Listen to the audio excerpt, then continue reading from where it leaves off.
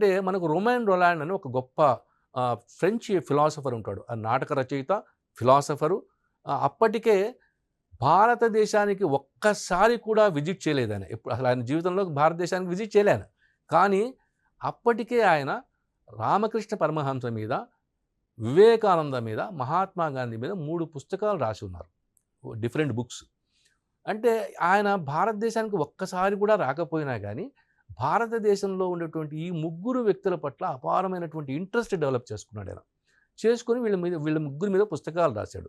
ఇప్పుడు ఈ రొమాన్ రొలాండ్ అనే అతనికి ఒక యంగ్ గర్ల్, ఆమె యాక్చువల్గా ఒక బెథోవెన్ అనేటువంటి ఒక జర్మనీ మ్యూజిషియన్కి అరివీర భయంకరురాలు. ఈ అమ్మాయి ఏం చేస్తుందంటే, నాకు బెథోవెన్ అంటే మహాభక్తి, నేను బెథోవెన్ చనిపోయిన ప్లేస్కి వెళ్ళి అక్కడే జీవితం అంతా గడపాలనుకుంటున్నాను అని ఈ రొమాన్ రొలాండ్తో చెప్తుంది.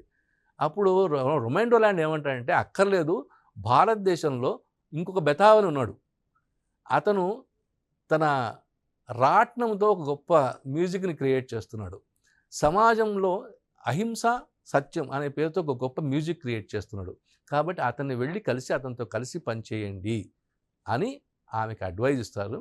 ఆమె ఇండియాకు వచ్చి గాంధీతో ఉంటుంది. ఆవిడ పేరే మీరాబాయి.